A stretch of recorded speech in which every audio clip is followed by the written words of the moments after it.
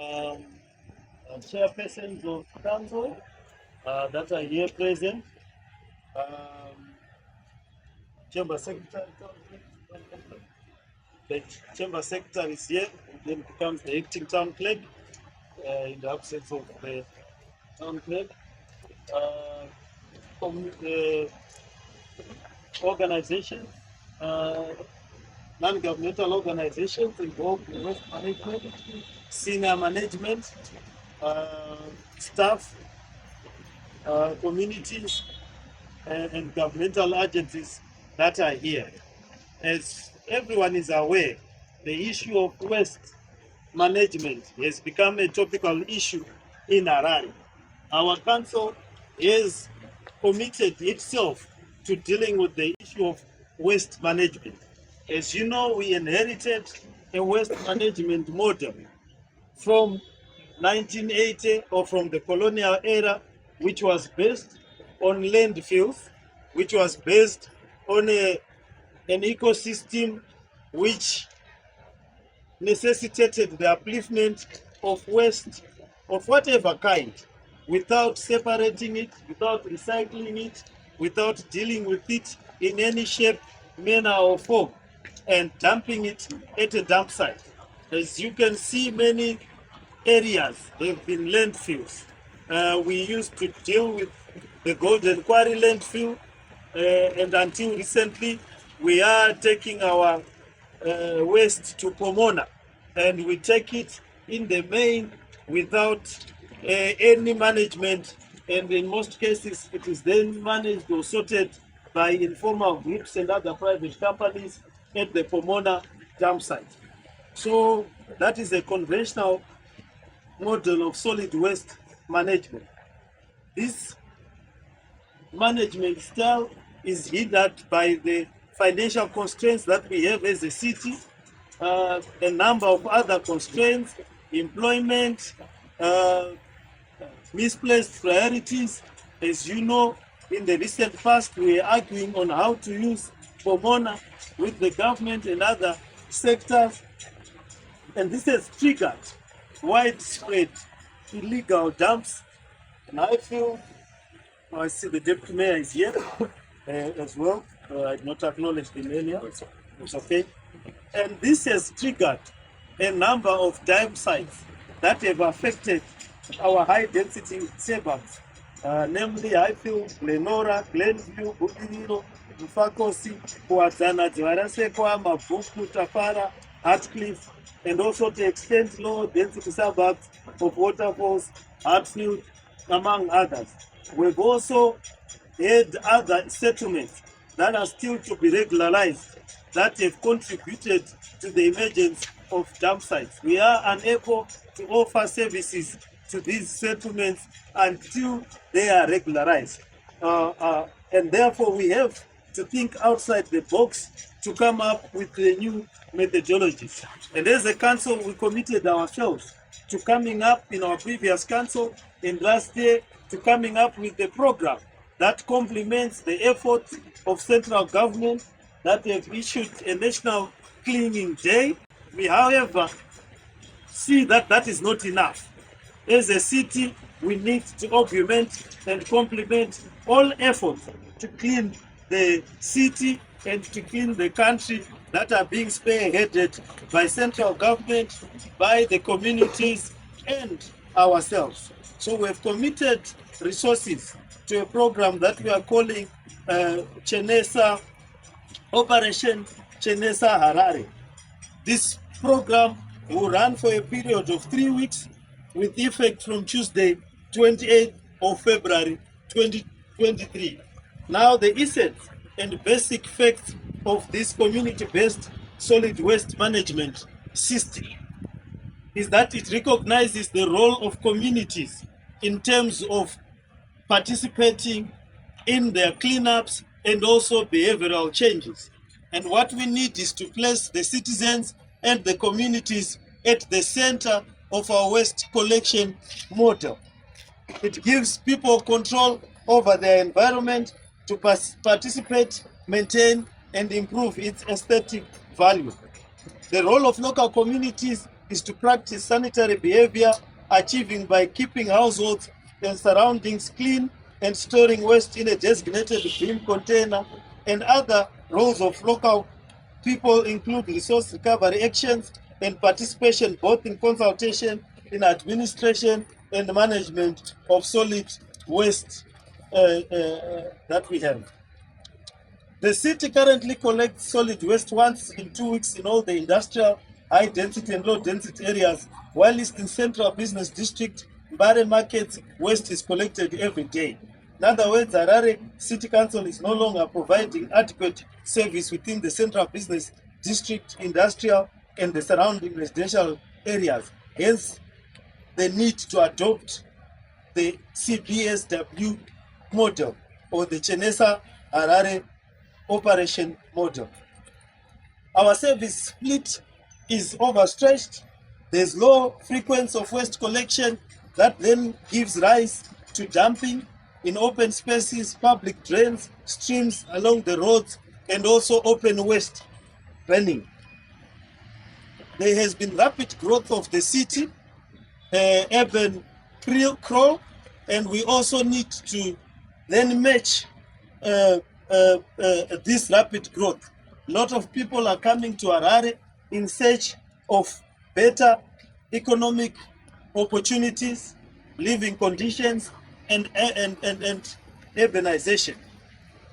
This has even led to some rural district councils naming themselves as being in Harare.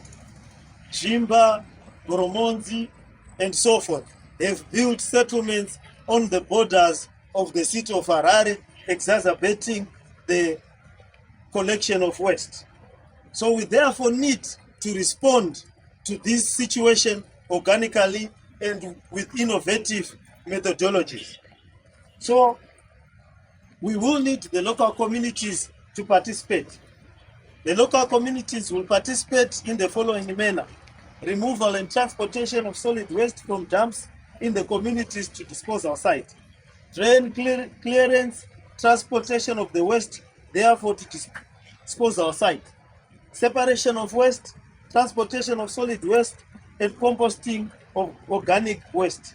The compost generated by the community serves as organic fertilizer, and this reduces the amount of organic matter disposed at communal disposal site. Most importantly, participation by local communities in management will convert solid waste from being a burden to being a resource. We have also been fortunate to have the private sector coming to participate in this program. The following skip points have been adopted by several recyclers, where they are going to practice separation of waste at source and bringing sanity to the areas. Market Square has been adopted by the recycling ladies led by Mrs. Wazara. Copacabana by Recycling Today. Charge Office by National Waste Collection. 4th Street, Simon Mzenda Street by Zimbabwe Sunshine Group led by Mr. Roni Mbaiwa. Other recyclers will be incorporated into the program as it continues. These recyclers will develop standard infrastructure, a cleaner and more aesthetic way of separating the waste, and they will work with our people to design a system that at least does not lead to these places looking like rubbish dumps themselves. There will also be enforcement of anti-litter bylaws by the municipal police and the finding of shops without requisite number of bins. Now, what we are going to do is that we do have municipal bylaws that deal with the issue of littering. Other cities have got police that follow you on motorbikes. If it is Rwanda, if you throw a piece of paper outside your car or whatever transportation, or you drop it, they will follow you and fine you to make sure that you do not do that again. We are going to be reforming and rebranding our municipal police into a metropolitan tourism police. Our police has been called the municipal police for quite a period of time. We will be discussing with our chamber secretary that we need to rebrand the municipal police within the confines of the law to become a metropolitan tourism police force. Now, this police force will ensure that there is order, discipline, and cleanliness in the city of Harare. We shall be endeavoring to capacitate them to be able to follow people who litter day and night. We do understand that at times when we take drastic measures, people complain. But however, we can no longer continue with the behavior that we have seen, where people burn maize cobs in the city, throw litter everywhere willy-nilly, and expect someone else to come and pick it up. People throw litter outside moving cars, people deposit litters elsewhere. We will be taking a very tough stance against such. And we want to be clear on this one so that we will not have dissonance with the public. We will not have people clogging our WhatsApp groups, our social media handles once the fines and the Metro Police start arresting people on these issues. Harare is the gateway to Zimbabwe, and therefore people should be able to have a sunshine feel and an aesthetic feel. I will address also this issue in relation to what's happening with parking. We have moved in to be a bit tougher with the issues of parking in terms of clamping down on illegal parking, obstructive parking, and many other forms of parking that are not conducive to a modern city. We would want the motoring public to note that it is very difficult. The traffic jams, the traffic congestions have become life-threatening, they've become business hindering, they've become a problem in the city.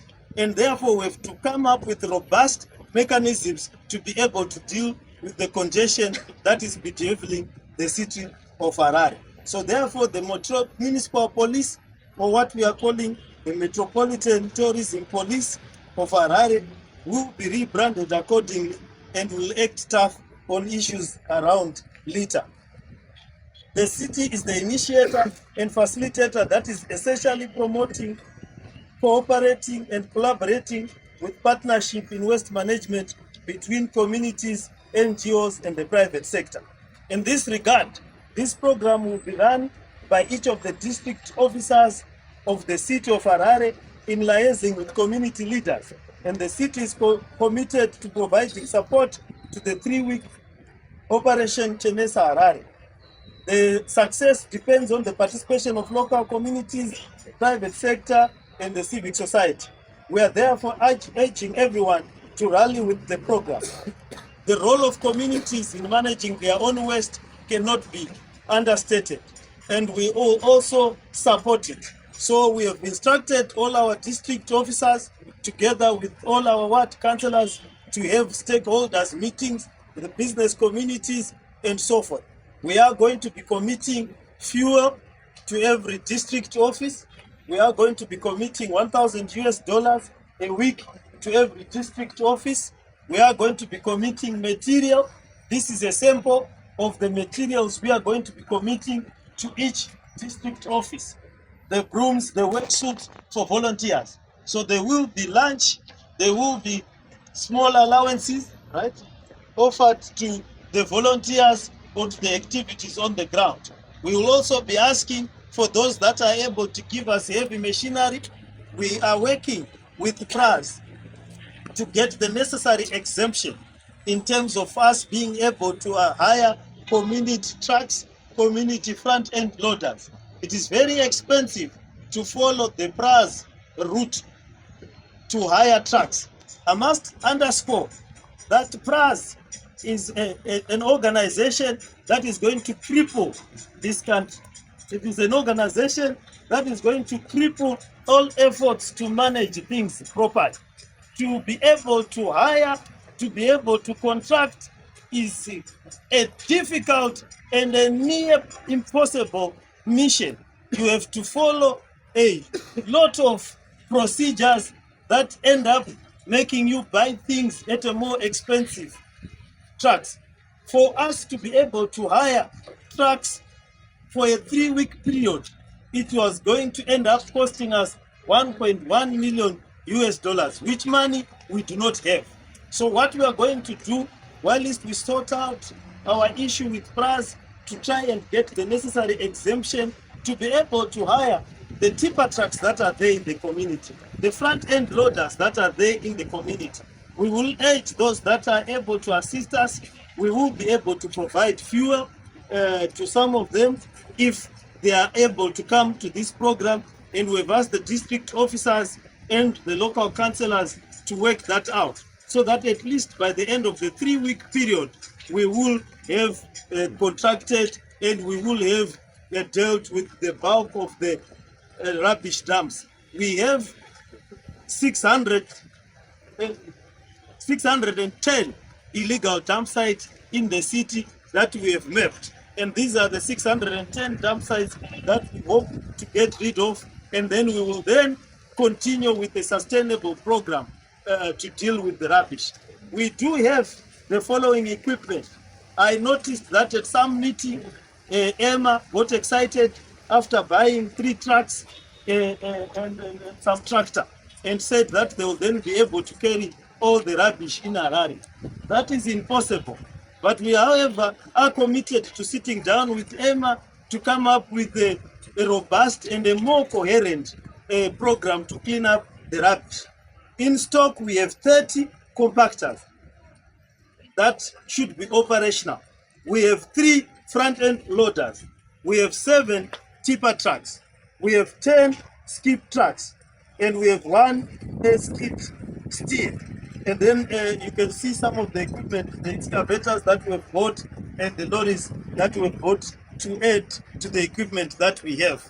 But still, this equipment is not enough to deal with the rubbish.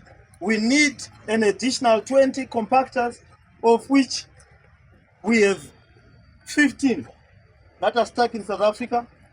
We have 15 that are stuck in South Africa because the Reserve Bank is not giving us the foreign currency to pay. We paid the Zim dollar component some time ago to the supplier, but getting the forex has been like extracting teeth from the Reserve Bank. It's a difficult process and evidently painful, but we will continue to engage them so that those compactors can be brought into Harare. We need an additional 2 front-end loaders, and we need an additional 10 tipper trucks. We need an additional 5 skid steers. We need an additional skip trucks 10. An order requiring forex, again, we need tipper trucks 30, additional 10 compactors, 10 hook loaders, which are 3 skid steers that are 5, and transfer station 10 that we are currently contracting. Now, these infrastructure and equipment are things that we have placed an order for, but we are in the queue to get forex, and we hope that the legislators for Harare, the Reserve Bank, and whoever is also involved in the process of giving us foreign currency can understand the urgency of the situation, so that we are able to at least alleviate the people of Harare from the rubbish, which can cause disease and generally creates a not so beautiful city. So these are the equipment requirements that we have. So we need an establishment of 1,300 staff members to be able to deal with these issues, for us to be able to adequately cover the whole city. We do not have that full complement at the present moment, and therefore we have to stretch with whatever we need.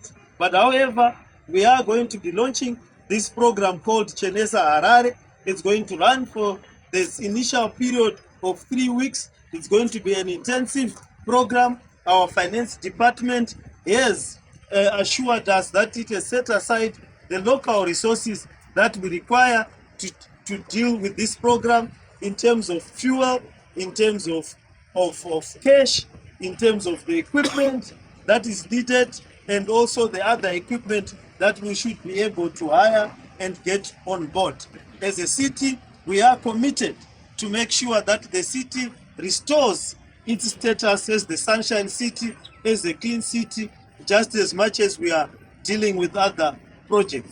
On other things that we are doing as a city, we will be scheduling state of the city address probably next week. Once we do that, we will then be able to provide a detailed report on what we are doing on the issue of water, on the issue of roads, on the issue of sporting facility, on the issues of clinics, on the issues of other compliance issues and other service delivery issues.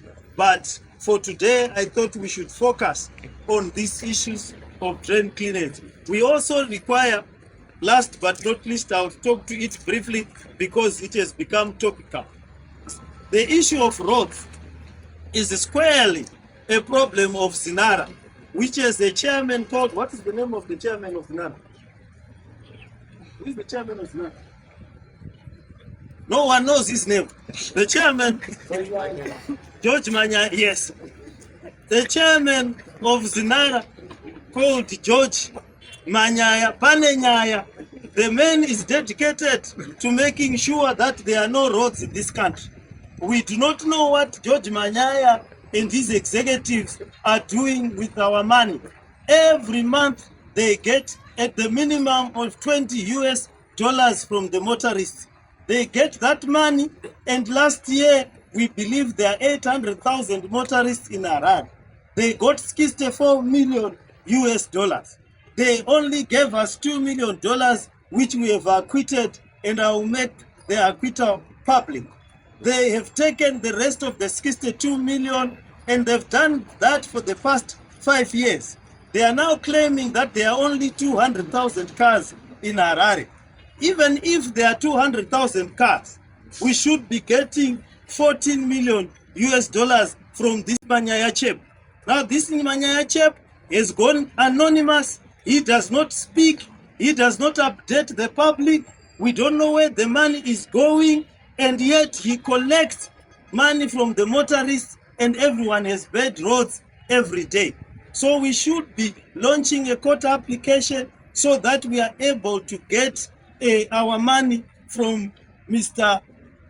George Manyaya of Zinara, whom I'm told is an engineer. It is a terrible state of affairs because we pay the money, and as a city, we are not getting that money. And I thought I should reiterate and repeat this for the benefit of the audience. And I'm willing to go before any parliamentary committee, to go before any platform to say that we are not receiving the money that is required for us to be able to do the roads. But today, I think let us launch this Chenesa Harare program, which is a program that is effectively in our control, and I therefore officially launch this program and hope that with the cooperation of the stakeholders and the resources that we invested and the complementary to the national programs, we should be able to move and get a clean city within the next 3-week period. I thank you.